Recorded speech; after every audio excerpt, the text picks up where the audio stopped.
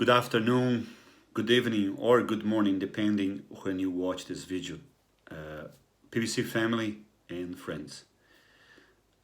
I'm coming to you today just to share a little bit of a need that is personal and very close to my heart and Louisa's heart, and obviously Charles and Kathy's heart as well. Some of you will know by now, either through me or conversations, or some news that have come through the British media, that in my home state, and including my hometown, they are going through the worst flood in our history. The devastation of houses, land, livestock, crops, it is of such a large scale that is really difficult for our minds to get around it. As of 2 days ago, 336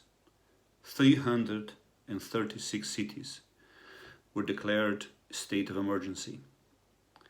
And a lot of them were literally underwater. Some of the rivers have gone up to 17 meters. You heard right, 17 meters. A lot of these people were taken by surprise because it rained in 36 hours, equivalent to a month worth of rain in 36 hours. The soil was already saturated, and then it rained more after that, and other dams that should not have broken, they broke, and it caused devastation. People have lost lives. People have lost everything. I could go on and on and on here and tell you horror stories. If you have the stomach for it. And I say that because what you are going to see online, it is apocalyptic, at least to the people who are going through it. As I often now, there are 1.5 million people that had to leave their houses. That's not accounting for those who refuse to leave, who live in two-story houses, so they're on the first floor, but the ground floor is taken. Most of the city's water had to be shut down because by now the water is highly contaminated. There are not enough choppers or helicopters or enough boats to reach these people. Aspects of the army have collapsed. The infrastructure of the state has also collapsed. Not because they don't want to help, it's just because they do not know where to turn. So why am I here? Some of our dear brothers in the church have reached out to me, and they found out what was going on through social media or conversations, and were asking me how they could help. And after the last couple of days, I've been thinking about how to respond. And I came to the conclusion that all I can do is to share that there is a need. So if you feel that you can help, not only in prayer, obviously please pray for the people of South Brazil. My family is fine. Charles and Kathy's family is fine. My mom is just dealing with the inconvenience of not having water, but that can be mitigated relatively easy. But I have friends whose family have lost everything. So I'm going to be trying to raise some money to help some people.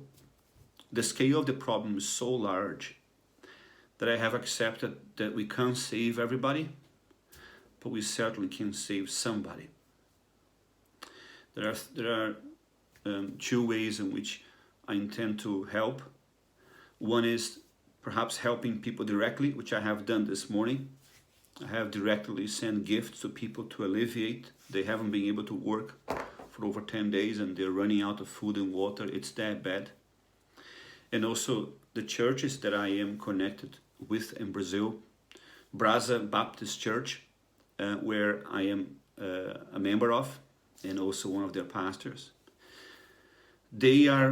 I spoke to the pastor last night, and they are making, so to give you a scale of the problem, just in one city, which is the capital, one side of the capital is completely underwater, the airport is underwater. It's just an unprecedented. The church, to cope with the current demand, has turned the entire building into a big kitchen, and they are making 10,000 meals a day. That's the large, they need to produce 10,000 meals in order to cope with the demand, as they're partnering with different other churches. And I spoke to the pastor yesterday. I said, look, how can we help? How can we do it? He said, look, Heather, is that we are dealing with problems in phase. Phase number 1 was to take people away from their houses, and that has been done as much as it can be done. Phase 2 is being cleaning them up and clothing them, and that's going well because a lot of donations from clothing and have come in, and which has been great.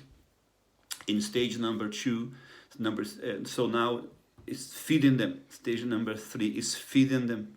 So we have to feed them until the waters begin to go down.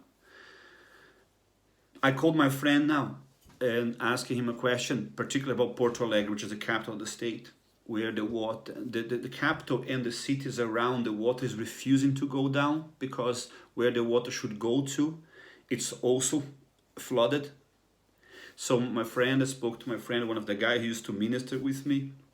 He just went to check in his mother-in-law's house, and from a day ago to now, the water has gone down just about this much. So it's not really going down anywhere. It's just bizarre. Praise God, has not rained in the last 2 days, which obviously will help. So stage number 3, they're trying to feed people, and people cannot go to work. Savings is quite limited. Even by now, everybody who had money, they have reached to their savings to try to help others. In many ways, it's been somewhat beautiful to see the response of the church in Brazil, which has been remarkable. Businessmen and the church has really stepped up to the plate, and they are doing an incredible job in looking after people. So I've asked the pastor, my friend, I said, what do you need? What is it that you need? I said, look, it will cost us this in the next few days equivalent to 10,000 pounds just to feed the people that we are trying to feed. If we could have that money covered, that coming in as donation, I could begin to plan for phase 4. And the pastor I'm speaking with, he's a doctor, he's a medic himself.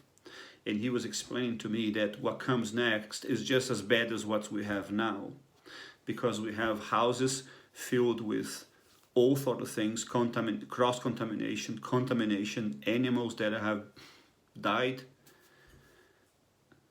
Nevertheless, the people that are still missing. So what's coming next it's also very difficult. I spoke to our church our church deacon, Alan, and I asked his permission to make this video and to give each one of you the opportunity to help, to respond. So there are 2 ways you can help. If you want to financially make donations to alleviate the life of some in Brazil, you can speak directly to me. I can then instruct you how we can do that and how we can impact the life of some people. You can also donate to the church and put PBC BR Flood, PBC.BR Flood. Just put the donation. That will be your reference. So our church treasurer can put their money aside, and they will be sending to the church in Brazil. And they will then be able to begin to plan for the next phase. I will put in the description of this link, of this video, the bank details for Perth Baptist Church. And if you can do that, that would be great. but I would love to count with you on your prayers. And yeah, so thank you for your time. Thank you for your time. May God bless you. May the Lord keep you.